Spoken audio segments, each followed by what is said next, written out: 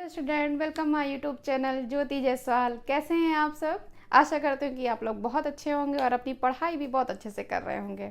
तो आज मैं आपके लिए वीडियो लेकर के आई हूँ 12th क्लास के लिए। 12th क्लास में हमने लास्ट टॉपिक पढ़ा था वो था आपका रिप्रोडक्शन एंड उसके टाइप्स पढ़े थे। और आपके टाइप्स में asexual reproduction and sexual reproduction आया था, जिनमें हमने एसेक्सुअल रिप्रोडक्शन को डिस्कस किया था। अब उसके टाइप्स के बारे में आज हम डिस्कस करेंगे। किसके? एसेक्सुअल रिप्रोडक्शन के बारे में। तो पढ़ते रहिए और लगातार काम करते रहिए, ठीक है। तो आज हम आते हैं जो आपके टाइप्स ऑफ रिप्रोडक्शन है, टाइप्स ऑफ एसेक्सुअल रिप्रोडक्शन है, उनके बारे में आज हम डिस्कस करेंगे। देखिए आपका टॉपिक लिखा हुआ ना, ये types of asexual reproduction. Asexual means क्या होता है? सिंगल पेरेंट जिसमें इन्वॉल्व होते हैं रिप्रोडक्शन में, उन्हें ही एसेक्सुअल रिप्रोडक्शन कहते हैं, ठीक है। तो इसमें एसेक्सुअल रिप्रोडक्शन तो कई टाइप्स के हैं, आपने 9th क्लास में भी इसको पढ़ा होगा और आपके 10th में भी ये था आपका, ठीक है। तो रिप्रोडक्शन टाइप्स के आपके काफ़ी इसके विषय में आपके काफ़ी नॉलेज होगी, क्योंकि काफ़ी बार आप इसको पढ़ भी चुके हो। लेकिन इसको हम फिर से यहाँ पे आपका रिपीट कर देते हैं, थोड़ा सा एक्सप्लेनेशन है। देखिए फिजन पहली बात जानेंगे, क्योंकि अगर टाइप्स है तो फिजन के बारे में, क्योंकि फिजन आगे आएगा तो उसके बारे में जानना जरूरी है। In this division of the parent body into 2 or more daughter individual identical to the parents। ये फिजन यहाँ पे क्यों बताया गया?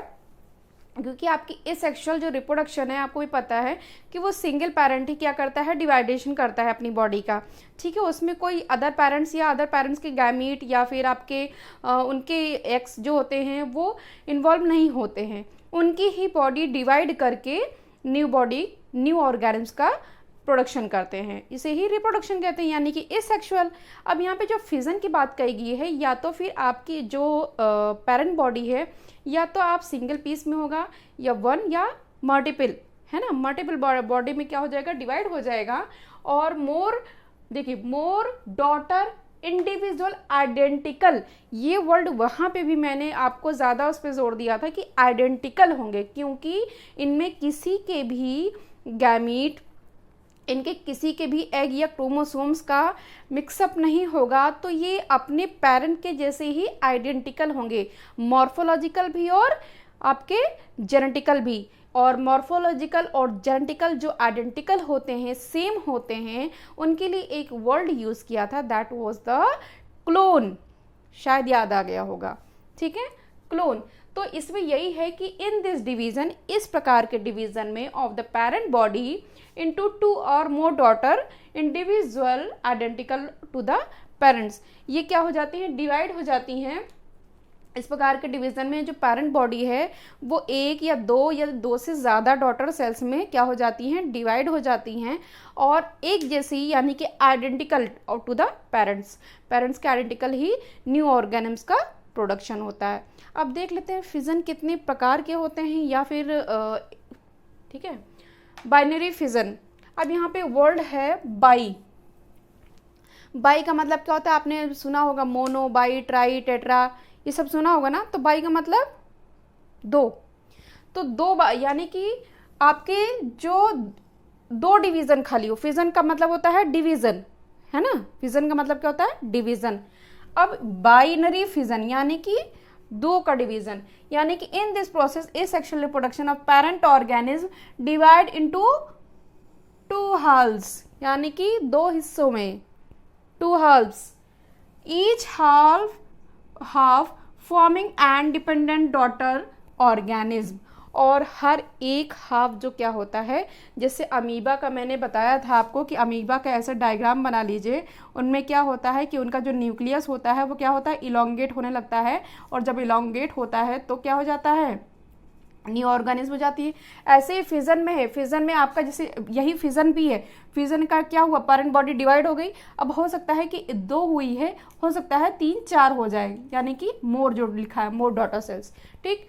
तो ये आपका फिजन हो गया। अब इसमें ही आपका लिखा हुआ है कि बाइनरी फिजन, यानी कि बॉडी जो है वो 2 हिस्सों में डिवाइड होगी, जो पेरेंट बॉडी है वो 2 हिस्सों में डिवाइड होगी, और इसका न्यूक्लियस भी क्या होगा, 2 हिस्सों में डिवाइड होकर के 2 न्यू ऑर्गेनिम्स का रिप्रोडक्शन कर देगा। और इसका एग्जाम्पल क्या है, अमीबा। अच्छा ठीक है। हाँ, फॉर्मिंग डिपेंडेंट डॉटर, आपका इसका एग्जाम्पल अमीबा आप ले सकते हो। ये तो सिंपल बाइनरी फिजन में है, देखिए इसमें भी बाइनरी फिजन है, इसलिए इसका भी एग्जाम्पल अमीबा ही है। ठीक है, बाइनरी फिजन एक्चुअली में दो टाइप के होते हैं, एक आपका होता है सिंपल बाइनरी फिजन और दूसरा होता है मल्टीपल फिजन। तो सिंपल बाइनरी फिजन में क्या होता है, it can occur through any plane. अब यहाँ पे एक वर्ड है आपका ये प्लेन। प्लेन का मतलब क्या, प्लेन का मतलब ये कि अगर किसी पैरेंट बॉडी है तो इस प्लेन में भी हो सकती है, ठीक है, इस प्लेन भी हो सकती है, इस प्लेन में भी हो सकती है। समझ गए कि आपका जो एंगल है वो किसी भी एंगल में क्या हो सकता है, बॉडी डिवाइड हो सकती है।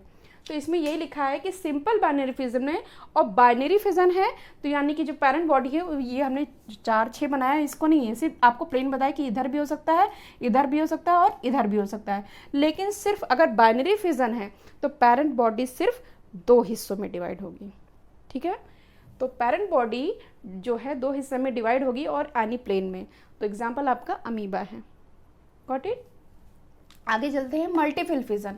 मल्टीपल फिजन में क्या होता है, अगर पेरेंट, मान लीजिए पेरेंट बॉडी है, ठीक है, पेरेंट बॉडी के अंदर कई सिस्ट पाए जा रहे हैं। ये क्या है, सिस्ट। ठीक है, ये सिस्ट है। सिस्ट क्या होती है, सिस्ट एक कैविटी के बोलते हैं।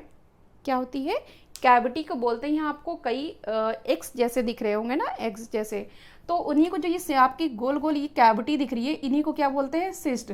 तो किसी की बॉडी ऑर्गेनिज्म है कि कोई भी आपका, मान लीजिए प्लाज्मोडियम एक एग्जाम्पल दिया है, प्लाज्मोडियम की अगर बॉडी है उसमें आपका कई सिस्ट पाए जा रहे हैं। जब ये आपके ऑर्गेनिज्म ये बस्ट होते हैं तो जो ये आपके सिस्ट हैं क्या हो जाते हैं, बाहर की तरफ निकल आते हैं।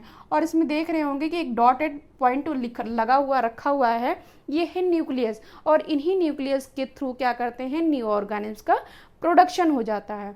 कभी लाख में होते हैं, करोड़ में होते हैं, कितने में भी हो जाते हैं। इसी के लिए इसका नाम क्या पड़ा है, मल्टीपल फिजन। यानी कि इनके जो बॉडी का डिवाइडेशन होता है वो 1, 2, 3 नहीं होता है, कई लाख करोड़ में होता है, इसलिए इसका नाम मल्टीपल फिजन पड़ा है।